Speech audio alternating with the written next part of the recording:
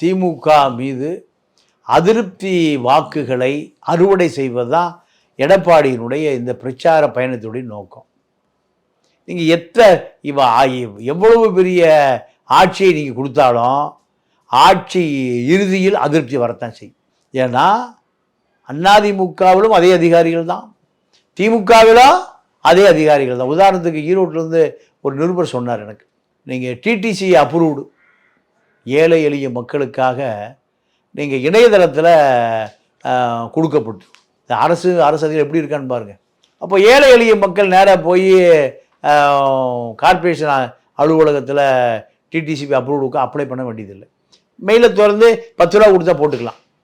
ஒரு மாதமும் ஓப்பனே ஆகலை. ஏன் ஓப்பன் ஆகலைன்னா ரியல் எஸ்டேட் தரகர்களுக்கு மட்டும் பாஸ்வேர்டு கொடுக்கப்பட்டிருக்கு மாநகராட்சி அதிகாரிகளால்.